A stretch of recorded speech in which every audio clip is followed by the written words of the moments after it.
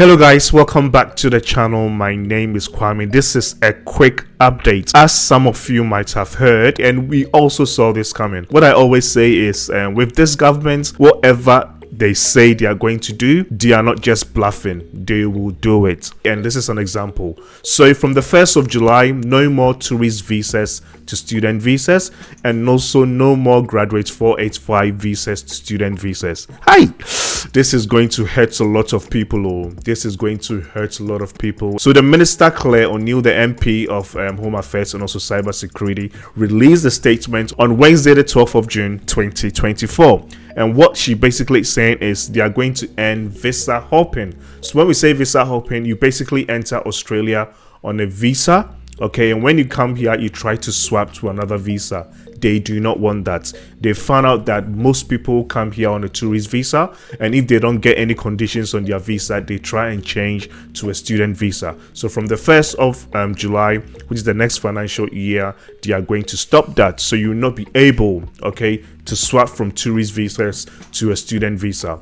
And another thing is, if you are here and you are studying, and when you finish your studies, you get your work experience with your graduate 485, and if you've not been able to move on to get your permanent residency yet, you will not be able to apply for another student visa.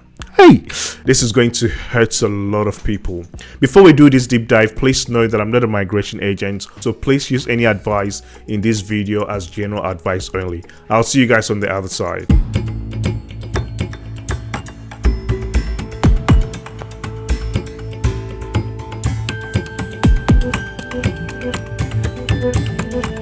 Okay, so let's do this deep dive. So the Honorable Claire O'Neill, MP, Minister for Home Affairs and Minister for Cyber Security, media release. So this media release was released on Wednesday, the 12th of June 2024. And the heading is Ending Visa Hopping in the Migration System. Ending Visa Hopping in the migration system. I'll just go straight to the point. Okay, so as I said in my introduction, on the 1st of July, the Albanese government is taking this a step further. What are they taking a step further? So what they are basically trying to say is, if you come here on a tourist visa, okay, you need to go back to your home country and apply for a student visa, because they found out that 36%, okay, so from the 1st of July 2023 last year till now, they found out that 36% of people that enter Australia on a tourist visa, they change to a student visa, and this is termed as visa hopping, okay, not genuine visa applicants, and they are trying to stop that. And of course, this is all in regards to them trying to cut the numbers of migrants that migrate to Australia. So basically, if you are thinking of coming here on a student visa, you need to apply for a student visa offshore.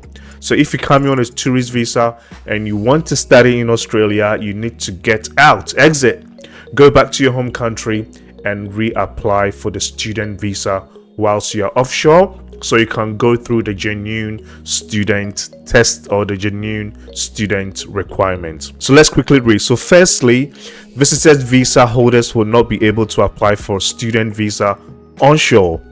The visitors to student pathway has become increasingly prevalent, with over 36,000 applications since 1st of July 2023 to the end of May 2024. I can see a lot of the private colleges going to close down or going to suffer. When it comes to migration, student visas is basically the 4th largest export for Australia.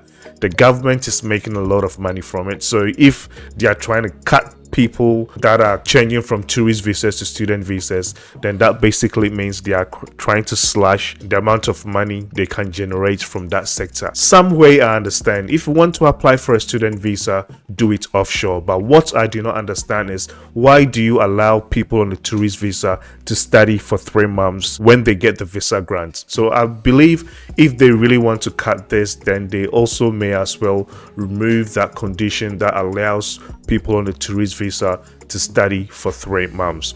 Now let's go to the graduate visa one. So again, it states here that secondly, okay, so temporary graduate visa holders will not be able to apply for student visas onshore.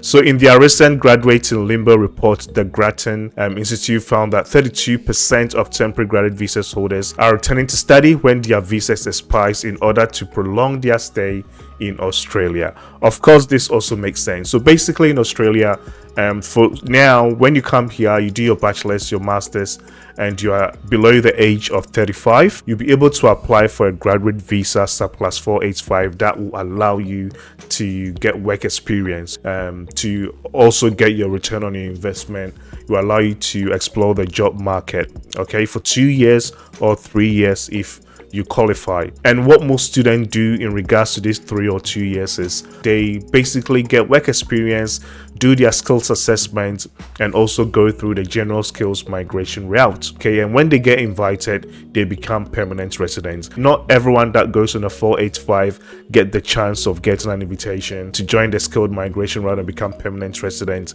in Australia. And most people do not want this. So when the 2 or 3 years is about to expire, what they basically do is they go and do further studies. So what this is basically saying is once you jump on the graduate visa, you will not be able to apply for any other student visa. So meaning if by the time you finish your graduate visa and you've not been able to move on to any skilled migration visa route, then you need to go back to your home country. What they are trying to push here is if you really want to study in Australia, then once you finish your studies, make sure you get work experience in their field of study. So if you're an accountant, make sure you get an accounting work experience so you can express your interest to become a permanent resident. Somewhere it makes sense, because what they basically found out is most people will be doing accounting, but they will not focus on getting work experience in their in their field of study, and they will be doing odd jobs. And Australia also don't want that. Australia wants quality